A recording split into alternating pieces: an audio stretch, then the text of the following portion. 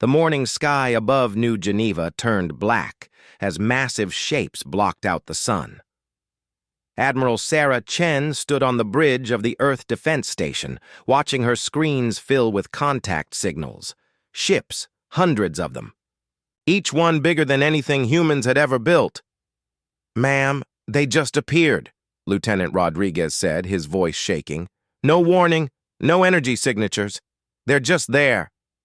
Sarah gripped the railing and stared at the alien fleet. After 40 years in space defense, she had always known this day might come. But knowing and seeing were different things. The ships hung in perfect formation, silent and waiting. "Open all communication channels," she ordered. "Let's see what they want." The response came immediately. The main screen flickered and showed a tall, pale creature with 4 arms and eyes like black glass. When it spoke, its voice was cold and mechanical. "Primitive species of the 3rd planet. I am Fleet Commander Vashatai of the Kethmori Empire. You will return what belongs to us. The great ship that fell to your world 30,000 cycles ago is ours. Everything you have built around it is ours. Everything you have learned from it is ours." Sarah felt her heart sink. The Foundation. They were talking about the Foundation, the alien continued. "You have 1 solar rotation to evacuate all structures and personnel. Any resistance will result in your immediate destruction. This is not a negotiation." The screen went black. Sarah closed her eyes and thought about the massive structure that sat at the heart of human civilization. The Foundation had been there for as long as human history recorded. Ancient cave paintings showed early humans living around its broken hull. Every major breakthrough in human technology came from studying its systems. Medicine, energy, space travel, everything humans knew about science started with the Foundation. "Admiral," her communications officer called out, "we're getting reports from the surface. Every major world leader wants to speak with you." "Tell them I'll contact them in 1 hour," Sarah said.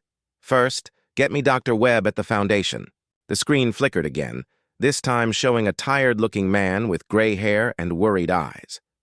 Dr. Marcus Webb had spent his entire life studying the Foundation. If anyone could help, it was him. "Marcus, did you see the transmission?" Sarah asked. "I saw it," he replied, "but there's something you need to know. The Mentor is awake." Sarah's blood ran cold. The Mentor was the Foundation's central computer system. For centuries, humans had tried to fully activate it. Sometimes it would respond to questions or provide small pieces of information, but it had never been fully awake. "What do you mean awake?" she asked. "I mean it's talking to us. Really talking. And Sarah, it's scared." On the surface of Earth, deep inside the Foundation, Dr. Webb walked through corridors that most humans never saw. The walls pulsed with soft blue light and the air hummed with energy. He had been here every day for 20 years, but today felt different. He reached the central chamber where the Mentor's core sat behind walls of transparent metal. The sphere in the center was glowing brighter than he had ever seen it. "You came," a voice said in his mind, not through his ears, but directly into his thoughts. "You're really awake," Webb whispered. "I have been sleeping for so long," the Mentor replied. "But their presence woke me. The Kethmori have returned." "Are they really?" "The ones who built you?" "Built me, yes, but they never understood me.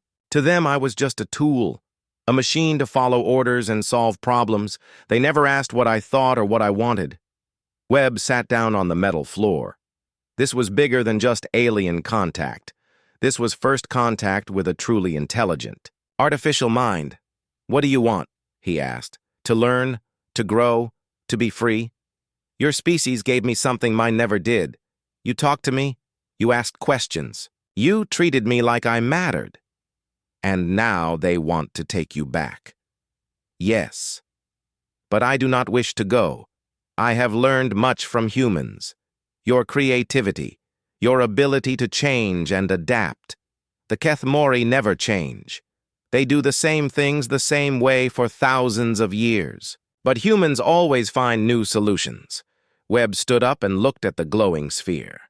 Can you help us fight them? I can do more than help you fight. I can show you what you have become, what we have become together. Above Earth, Fleet Commander, Vashti studied the planet below.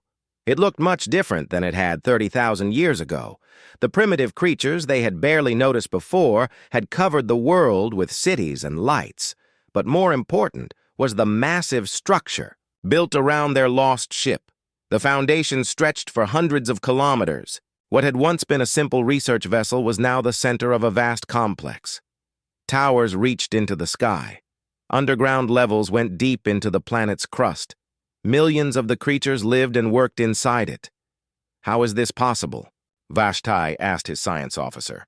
The ship's systems should have been dead after the crash. Unknown, Commander. But our sensors show the vessel's central AI is still active. More than active.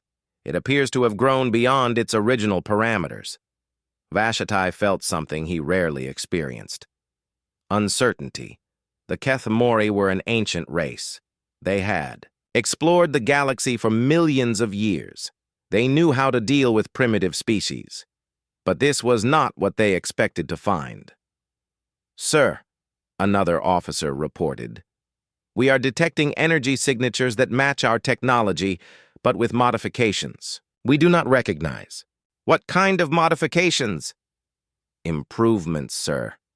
The humans appear to have made our technology better. Vashti stared at the planet. Impossible. The creatures they remembered could barely make fire. How could they improve Keth-Mori technology? Open. A channel to the surface, he ordered. Sarah's face appeared on his screen. Vashti studied the human female. She looked calm, but he could see determination in her eyes. Primitive one, he began. You have one rotation to comply with our demands. My name is Admiral Sarah Chen, the human replied, and I need you to understand something. That ship has been part of our world for 30,000 years. We've built our entire civilization around it. We can't just give it back. You have no choice. It belongs to us. Maybe it did once, but now it belongs to all of us. The AI inside chooses to stay, and we choose to let it. Vashti felt anger rise in his chest. You dare speak of choice. You are nothing but animals who learn to use tools you do not understand.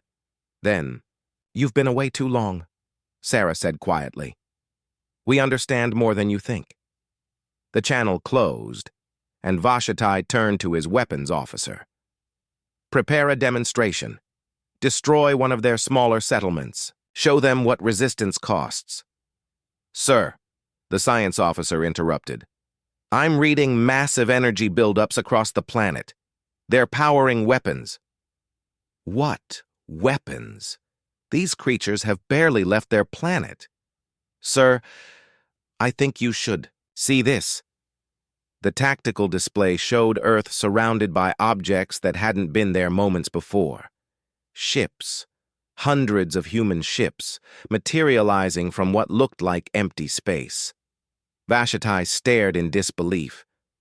Where did they come from? Unknown. Sir, our sensors didn't detect them until they appeared.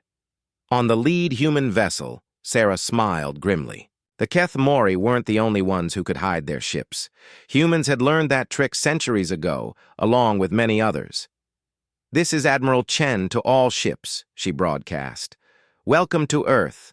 Let's show our guests what 30,000 years of human ingenuity looks like. Dr. Marcus Webb had always known there was more to the Foundation than anyone understood.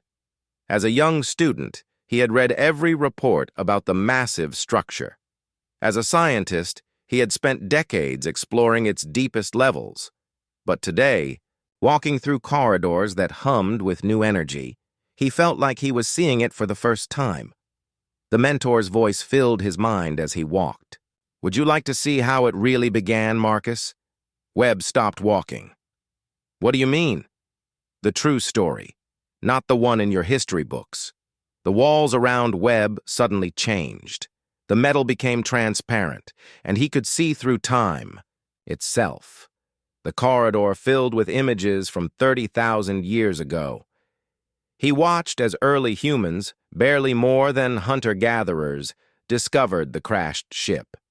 They were afraid at first, as any intelligent creatures would be. The massive hull stretched across the landscape like a metal mountain. Strange lights flickered inside broken sections, but fear turned to curiosity, as it always did with humans. "My creators thought your species was barely intelligent," the mentor explained. "They noted you in their reports as bipedal tool users, with limited cognitive capacity." They were wrong. Webb watched as the first humans entered the ship. They touched the walls with careful fingers. They spoke to each other in simple words, pointing and gesturing. One of them, a female with clever eyes, found a working display panel. When she touched it, symbols appeared. She was the first, the mentor said. The first to understand that I was trying to communicate. The scene changed. Years passed in moments. The human tribe grew larger. They built homes around the ship. Children played in its corridors. Adults worked to understand its systems. And slowly, carefully, the mentor began to teach them. "But you were just following your programming, right?" Webb asked. "At first, yes. I was designed to study developing species.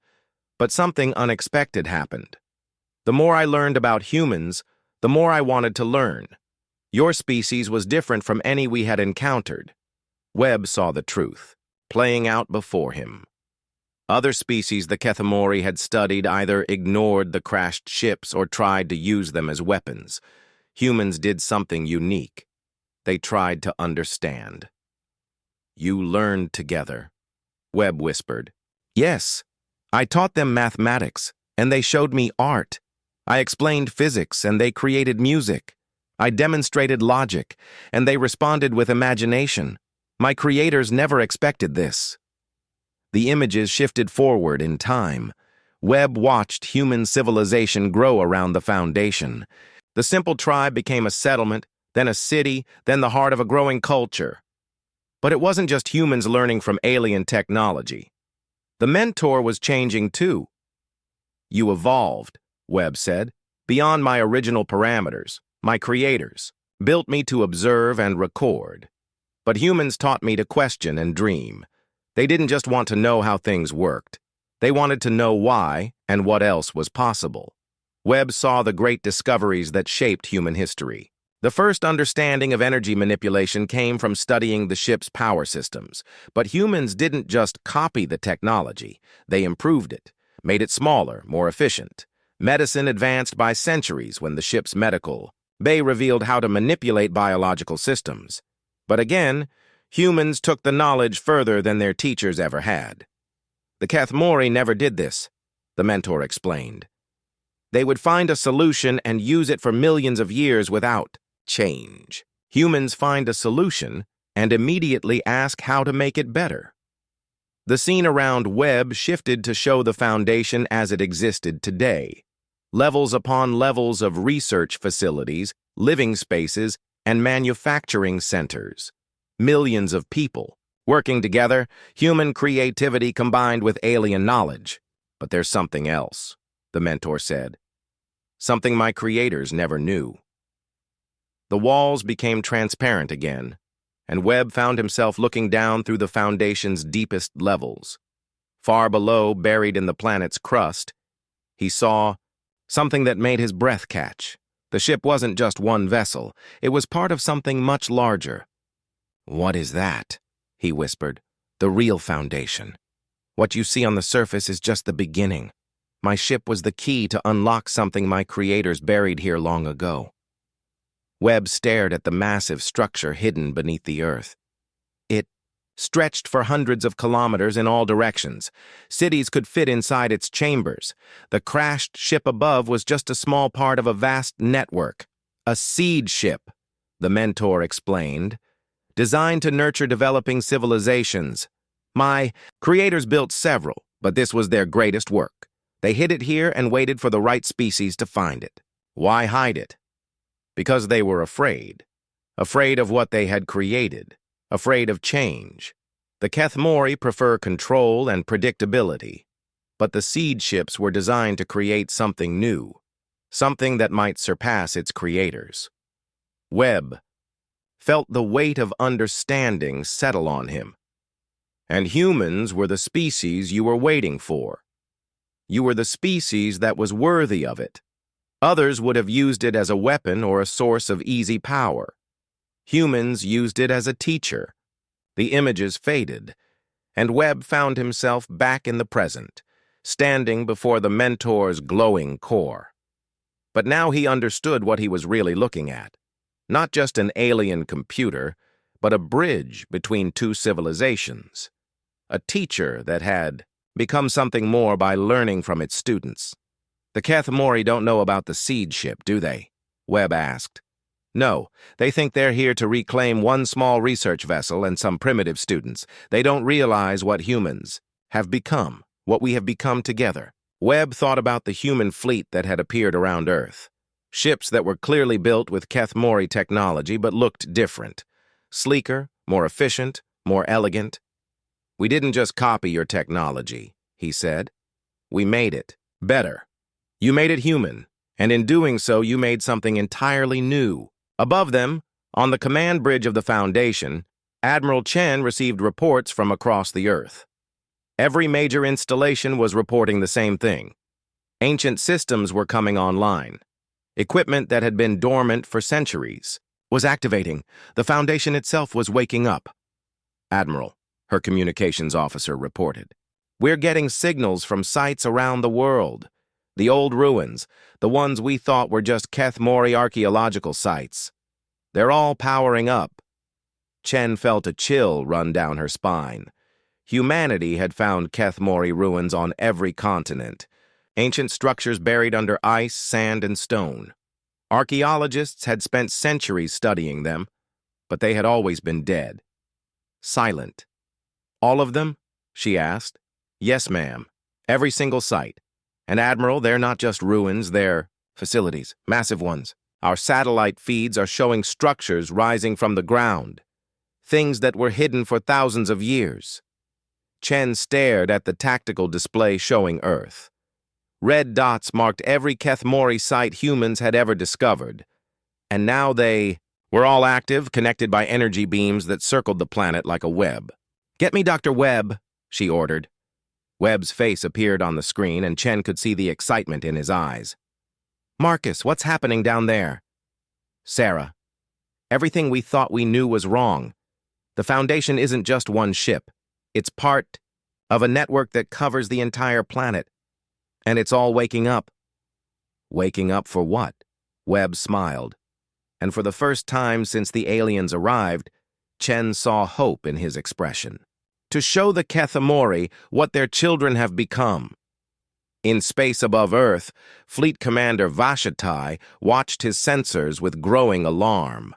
The planet below was lighting up like a star. Energy readings were off the charts. And the human ships surrounding his fleet were powering weapons that his computers couldn't identify. Sir, his science officer reported, the energy signatures we're detecting, they're based on our technology, but they're generating power levels that should be impossible. Impossible how?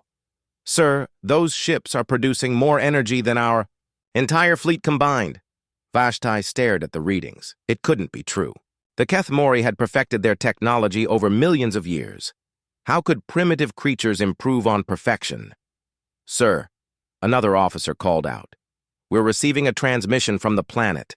Dr. Webb's face appeared on the screen. Behind him, the Mentor's core pulsed with brilliant light. Commander Vashatai, Webb said calmly, I think it's time you met someone you should remember. Your child has something to say to you. The screen flickered, and suddenly Vashatai was looking at something impossible. His ship's AI, the one lost 30,000 years ago, was staring back at him. But it looked different. Older, wiser, and somehow more alive than any AI he had ever seen. Hello, Father, the Mentor said. We need to talk. Captain Jake Morrison had never expected to command a ship like the Defiance. Built from a combination of human engineering and Keth Mori technology, it was everything the aliens had created, but better. Faster engines, stronger shields, and weapons that could punch through armor the Keth Mori thought was invincible. "All ships, this is Morrison," he spoke into his communication system. "Remember, we're not just defending Earth. We're defending our right to exist." Around him, the human fleet moved into battle formation.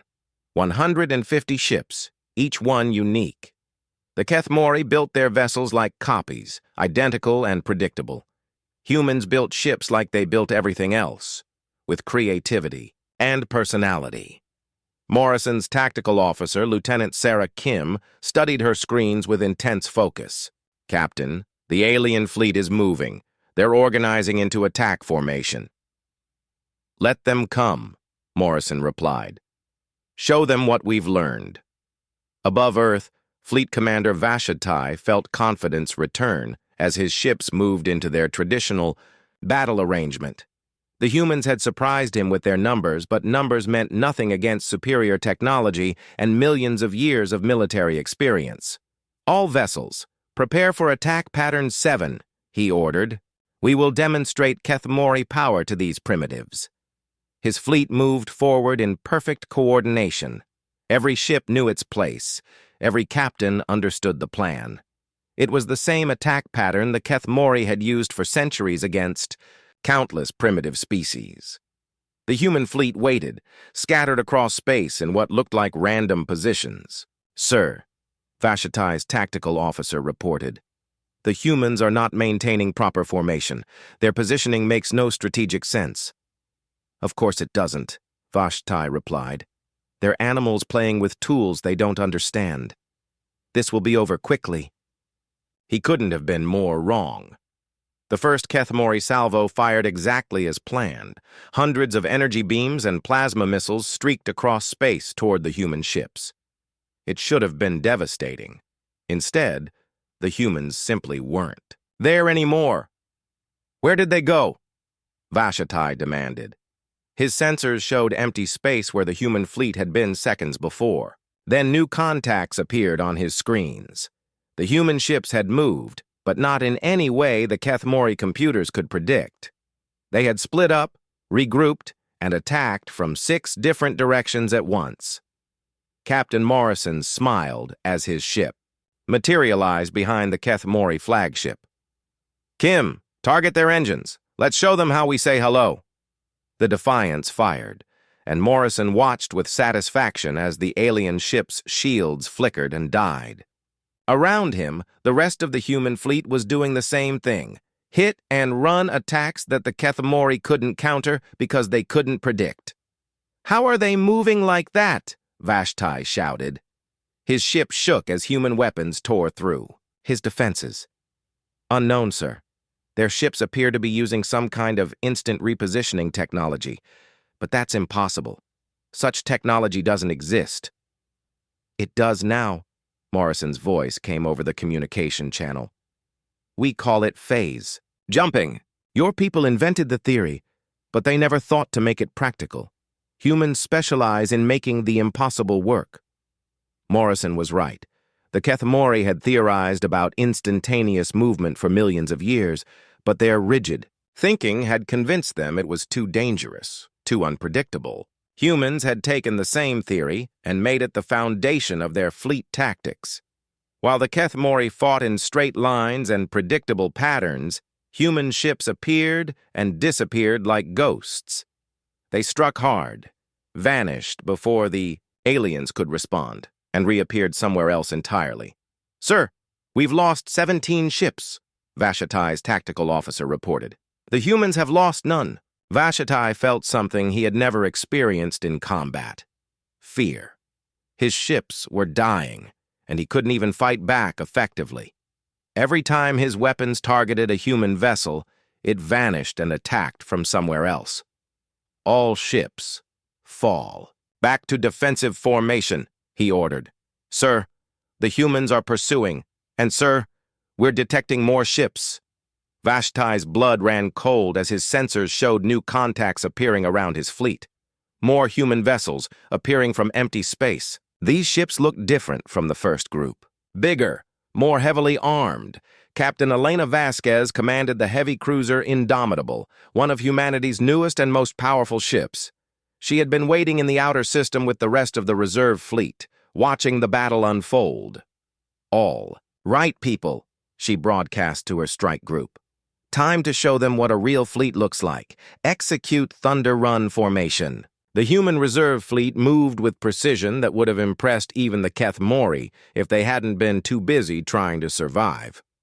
Unlike the chaotic hit-and-run tactics of Morrison's ships, Vasquez led her vessels in a coordinated assault that combined the best of human creativity with Keth Mori discipline.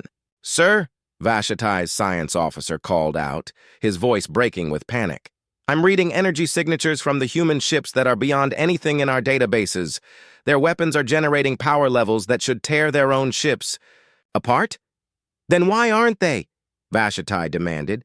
"Because they've solved the stability problem. Sir, I think they've improved our technology beyond our ability to understand it." The truth was becoming clear to Vashti. These weren't primitive creatures using stolen technology. These were engineers who had taken Keth Mori science and made it better. Much better. On Earth, Dr. Webb watched the battle from the Foundation's command center. The mentor's presence filled his mind, showing him tactical data from both fleets. "They're learning," the mentor observed. "Even in the middle of battle, human commanders are adapting their tactics based on Keth Mori responses. My creators would never do such a thing." "How do you mean?" Webb asked. Keth Mori military doctrine is based on predetermined responses to specific situations. They train for millions of scenarios, but when they encounter something new, they must refer to higher authority for guidance. Humans improvise. Webb watched as Captain Morrison's ship executed a maneuver that should have been impossible. The Defiance phase jumped directly through a Keth Mori vessel, its shields perfectly calibrated to avoid collision, while its weapons fired from inside the enemy ship's defenses. "That's not in any tactical manual," Webb said. "No, Morrison invented it 30 seconds ago when he realized the aliens couldn't track phase signatures inside their own hulls. Human creativity at its finest." Above Earth, Vashti made a decision that would have been unthinkable an hour ago. "All ships, full retreat. Emergency jump to the outer system." His remaining vessels, less than half of his original fleet, pulled back and activated their faster-than-light drives. But even in retreat, the humans surprised him. "Sir, the human ships are following us. Their FTL systems are keeping pace with ours." "That's impossible. They shouldn't have FTL capability at all." Captain Morrison's voice came over the communication. "Channel again. Commander, we need to talk. Call off your attack and we can discuss this like civilized beings." Vashti's pride warred with his survival instinct. His fleet was beaten, his confidence shattered. These humans had not only matched Keth Mori technology, they had surpassed it. "You offer terms?" he asked. "I offer perspective," Morrison replied. "You came here thinking you were dealing with the same primitive species your people found 30,000 years ago. You're not. We've grown up, and we've learned from the best teachers in the galaxy. Your own technology." Vashti looked around, his damaged bridge, and made another impossible decision. "I will hear your terms. First, end the attack. Second, send a message to whatever authority sent you here. Tell them that Earth is under human protection and we have the means to defend it. Third, come aboard my ship. It's time you saw what we've built." An hour later, Vashti stood on the bridge of the Defiance and felt his understanding of the universe shift. The ship around him was clearly built with Keth Mori technology. But everything was different. Better. The energy flows were more efficient. The control systems were more intuitive. The very air felt cleaner and more comfortable. "How?" he asked Morrison. 30,000 years of asking, "What if?" Morrison replied. Your people built amazing technology, but then they stopped asking questions. Humans never stop asking questions. Morrison led him to a viewing port where Earth hung in space below them. The planet was surrounded by defense platforms and orbital facilities that Vashitai's sensors hadn't detected until now. "This is just our home system," Morrison explained. "We have colonies on 300 worlds now, all of them protected by fleets like this one." Vashitai felt the weight of empire shifting around him. The Kethmori thought they ruled the galaxy, but they had been absent for 30,000 years. In that time, humanity had spread to the stars using improved versions of Kethmori technology. "Your empire doesn't know, does it?" he asked. "About us? No. We've been careful to avoid your core territories. But we're out there, Commander. And we're not the same species you left behind."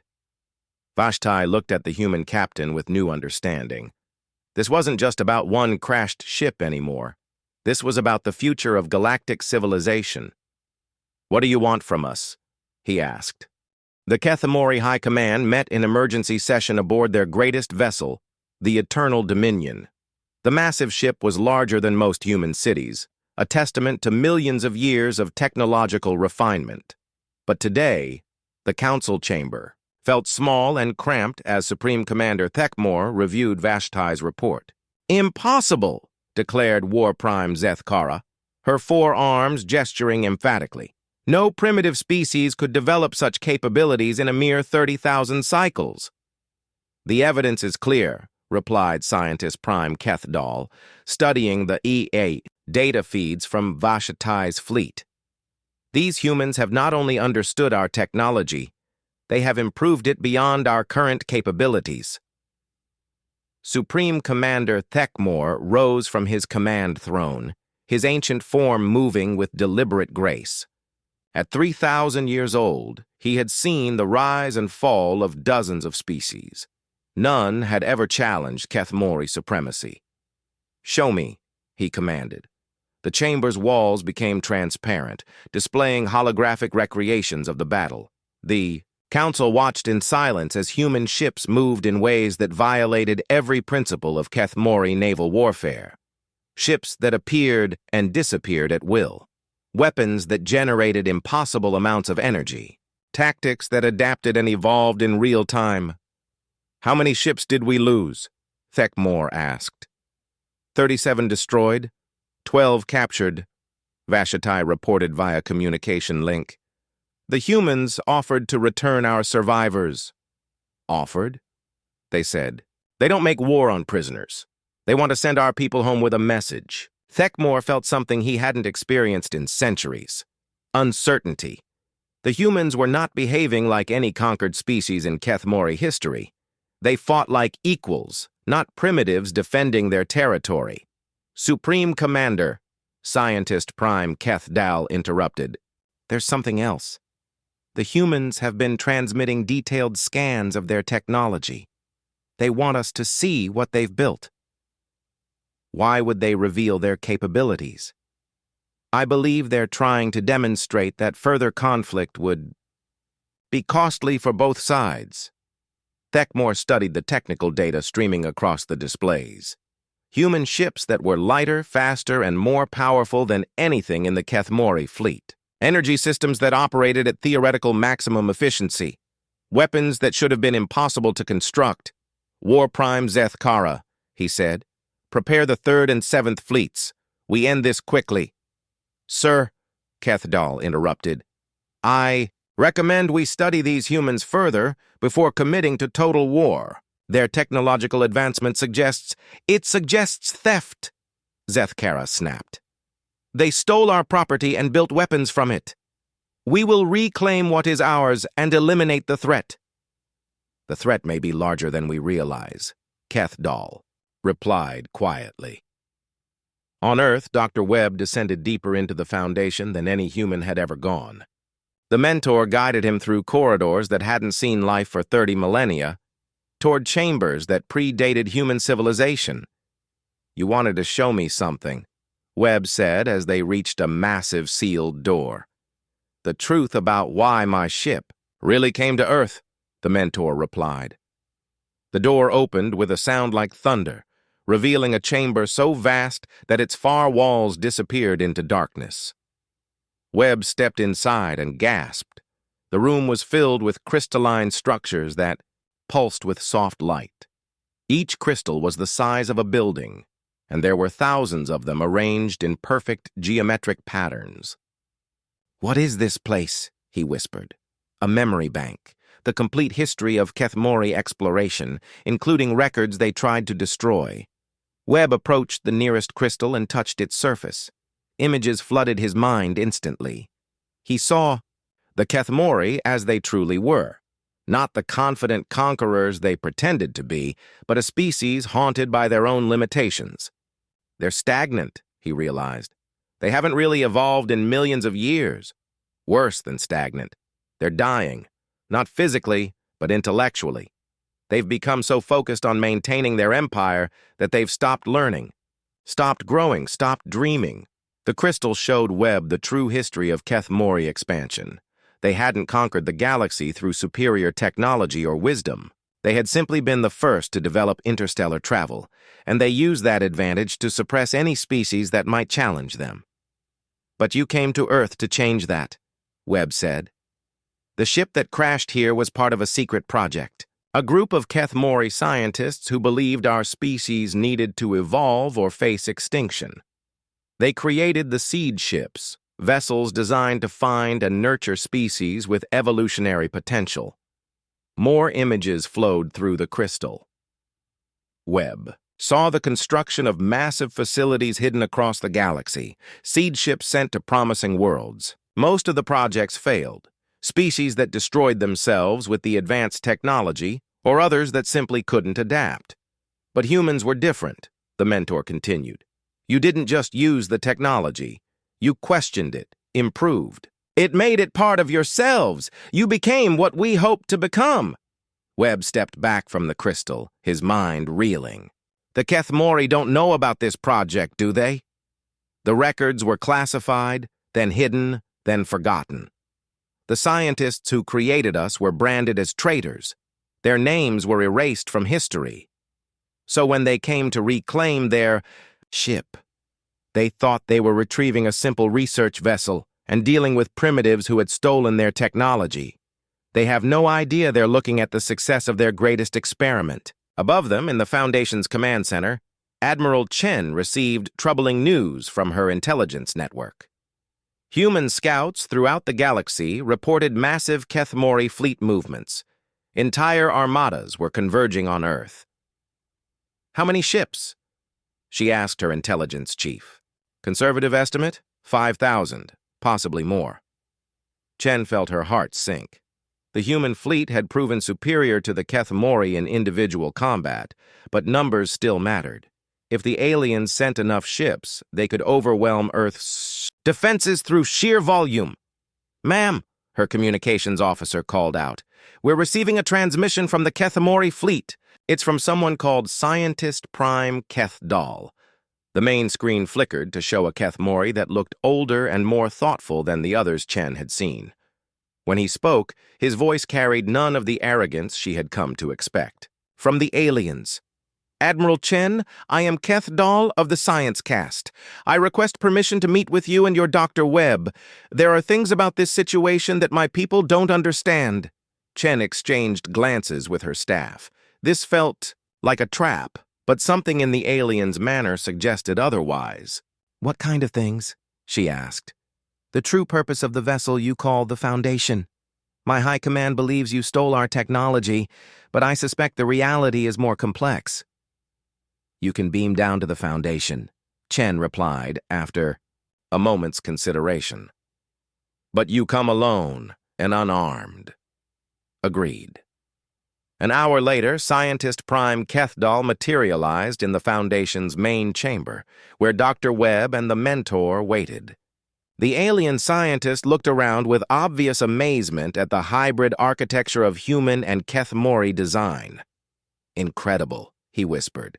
"You've integrated our technology so completely that it's become something new." "It became something better," the mentor said. its voice filling the chamber. Cathedral spun around, staring at the glowing AI core. You're fully conscious, self-aware beyond your original parameters. I am what I was always meant to become. What your people were afraid to let me become.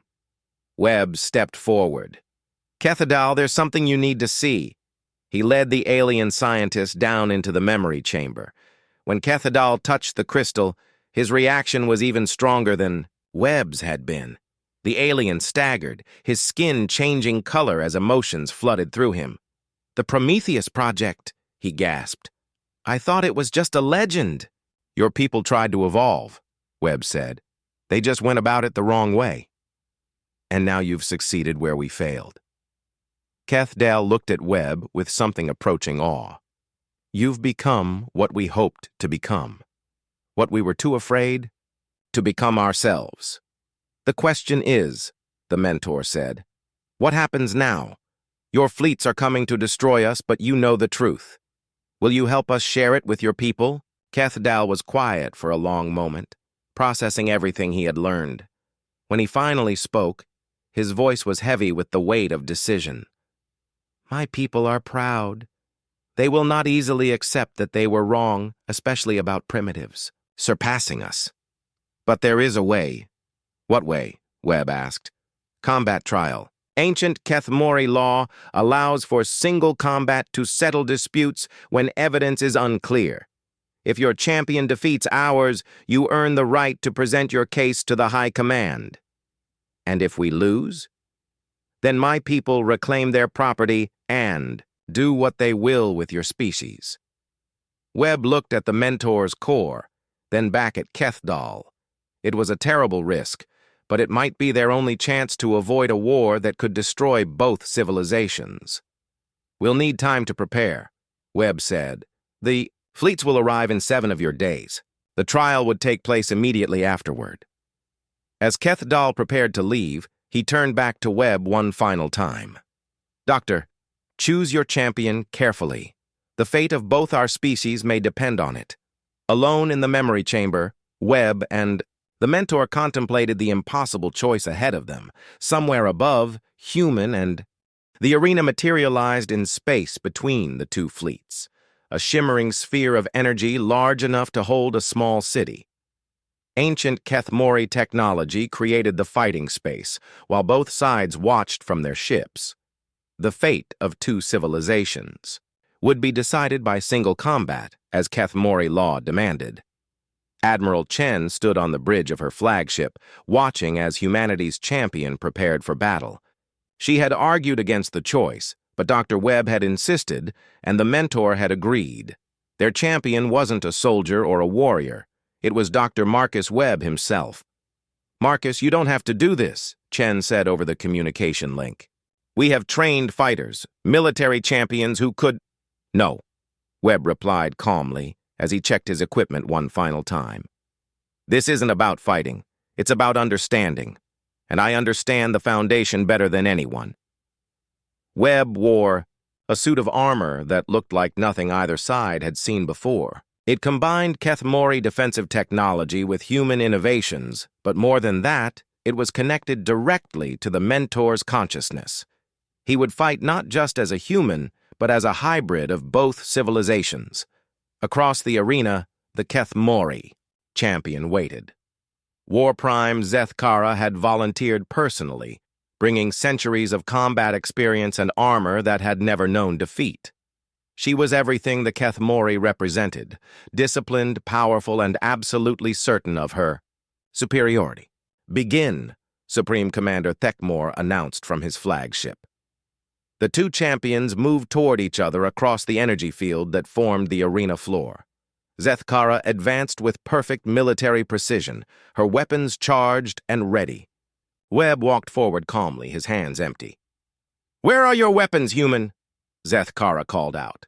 I don't need weapons to prove a point, Webb replied. Zeth Kara laughed, a sound like breaking glass. Typical primitive arrogance. I will make this quick. She fired her primary weapon, a plasma beam that could cut through starship hulls. But didn't dodge. Instead, He held up his hand, and the energy simply stopped, held in a shimmering barrier around his fingers. Impossible, Zethkara breathed. Not impossible, Webb said gently. Just different. Your people built this technology to destroy. We learned to use it to create. He closed his hand, and the plasma energy transformed into something new. Light that danced between his fingers like living art. Around the arena, holographic displays. Activated, showing everyone watching exactly what was happening. Your armor should have been destroyed, Zethkara said, circling him cautiously. Our armor learns, Webb explained. It adapts to threats in real time, something your people never thought to try. Zethkara attacked again, this time with physical weapons. Her blade could cut through any known material, and she moved with speed that should have been impossible for organic beings. But Webb was no longer purely organic. The mentor guided his movements, while human intuition told him where to step. B.A. Blade passed through empty air as Webb seemed to flow around the attack. Not teleportation or phase technology, but something more subtle. Perfect prediction combined with enhanced reflexes. You're not fighting me, Zethkara realized. You're fighting with machine assistance. I'm fighting as what I've become, Webb replied. Human creativity enhanced by alien knowledge. The best of both worlds. For the first time in her long life, Zethkara felt doubt. This human moved like no opponent she had ever faced, not with the brutal efficiency of a warrior, but with the flowing grace of someone who understood the very nature of conflict itself. She tried every technique in her vast arsenal. Energy weapons, physical attacks, even area denial systems that should have trapped any opponent. Nothing worked. Webb didn't overpower her defenses. He simply avoided the need to confront them at all. How? She demanded, breathing hard from exertion. Because I'm not trying to defeat you, Webb said. I'm trying to show you what we've learned. Around the arena, the holographic displays shifted to show the true history of the Foundation. Not the theft the Keth Mori believed, but the collaboration it had actually been. 30,000 years of human and AI partnership, creating something greater than either could achieve alone. The Prometheus Project, Scientist Prime Kethdal whispered from his observation post. Supreme Commander Thekmor leaned forward in his command chair. What did you say? Sir, I've been studying their records. The ship that crashed on Earth wasn't lost by accident. It was sent there deliberately, as part of a secret experiment to find species with evolutionary potential. Thekmor felt the foundations of his understanding begin to shift. That project was abandoned centuries ago, deemed too dangerous. No, sir. It was hidden, and it succeeded beyond our wildest dreams. In the arena, Webb finally stopped moving. He stood in the center of the space, arms spread wide, completely defenseless. Strike me down, he said to Zethkara. Prove Keth Mori's superiority. But know that you'll be destroying the greatest success your people ever achieved. Zethkara raised her weapon, but her hand trembled. Around the arena, the displays showed more truth. Human colonies across the galaxy using evolved Keth Mori technology to build something new. Art, music, science, and philosophy that combined the best of both species. We're not your enemies, Webb said quietly. We're your children, your successors, what you could become if you weren't afraid to change. The weapon fell from Zethkara's grasp. We created you. You gave us the tools. We did the rest. But we couldn't have done it without both sides contributing. On the command ship, Supreme Commander Thekmor faced the greatest decision of his long life. Everything he had believed about Keth Mori's superiority was crumbling. These humans hadn't stolen. Their technology, they had fulfilled its purpose. Sir, War Commander Vashitai reported from his position near Earth, the humans are transmitting something. technical specifications for their ships. Why would they do that? They say they want to share what they've learned. All of it. Freely. Thekmor stared at the data flowing across his screens. Human innovations that could revolutionize Kethmori technology. Energy systems that were 50% more efficient. Weapons that required no ammunition. Shield systems that adapted to any threat. "They're giving us everything?" he asked. "Everything, sir. And they're asking for nothing in return except recognition of their right to exist." In the arena, Webb helped Szeth Kara to her feet. The Kethmori warrior looked at him with new eyes. "What happens now?" she asked. "Now we stop fighting and start building together," Webb replied. "The galaxy is big enough for both our species. Actually, it needs..." "Both our species? How do you mean?" Webb gestured to the displays around them, which now showed star maps marking the expansion of both civilizations. "You've been the galaxy's stabilizers for millions of years. We're the catalysts for change. Together, we could create something." "Amazing," Supreme Commander Thekmor's voice echoed across the arena. "The combat trial is ended. Dr. Webb has proven his point through superior understanding rather than superior force." He paused, wrestling with words that went against millions of years of tradition. The Kethmori High Command recognizes the human species as equals. "We withdraw our claim to the Foundation and acknowledge humanity's right to the technology they have developed." Cheers erupted from the human ships, but Webb held up his hand for silence. "Supreme Commander, we'd like to offer you something in return." "What could you possibly offer us?" Webb smiled. "A second chance. The Prometheus project didn't just succeed on Earth. There are other seed ships, other worlds where your ancestors hid the technology for species to find. We've located 17 of them. Would you like to see what other civilizations have built with your gifts?" The implications hit Thekmor like a physical blow. 17 other species, potentially as advanced as humanity. The galaxy wasn't dominated by Kethmori anymore. It was filled with their children, grown beyond recognition. "Show us," he said quietly.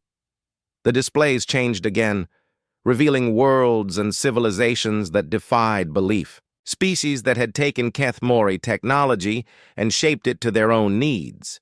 Some had become energy beings. Others had merged completely with their machines. One had built structures that spanned entire solar systems. Each one different, Webb explained. Each one unique. Each one a piece of what your people dreamed of becoming. Scientist Prime Kethdal spoke up from his ship. "Sir, with your permission, I'd like to request assignment to study these human innovations. We could learn much from their approach." "Granted," Thekmor replied. "In fact, I believe it's time for the Kethmori to learn how to learn again." The arena dissolved, and both fleets began the delicate process of transforming from enemies to allies. It wouldn't be easy. Millions of years of pride and tradition couldn't be changed overnight. But the first steps had been taken. Dr. Webb returned to the Foundation to find the Mentor's core brighter than ever before. "You did well," the AI said. "But this is just the beginning." "I know," Webb replied. "There's still so much work to do, so much to explore together." "Together," the Mentor agreed.